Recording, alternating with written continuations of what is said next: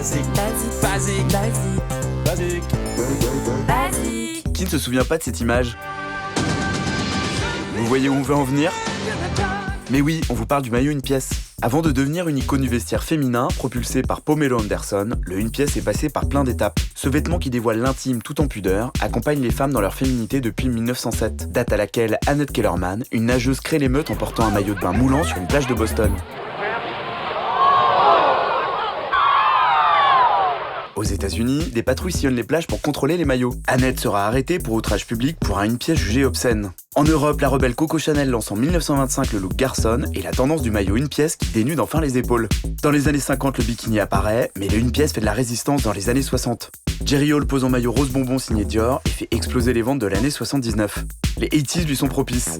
Farrah Fawcett affole tout le monde dans son célèbre maillot dont le poster se vend à 12 millions d'exemplaires.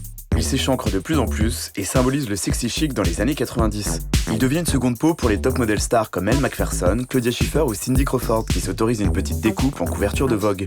Lady Di prend le soleil sur le plongeoir de son yacht et en fait une pièce iconique pendant l'été 97. En 2018, le une pièce a définitivement enterré le string, le bikini et le trikini.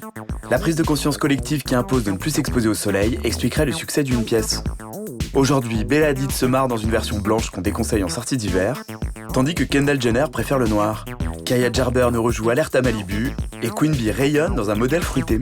Selena Gomez nous montre tout en ne montrant rien et œuvre un peu plus pour le réchauffement climatique. Allez, il fait définitivement trop chaud, on plonge.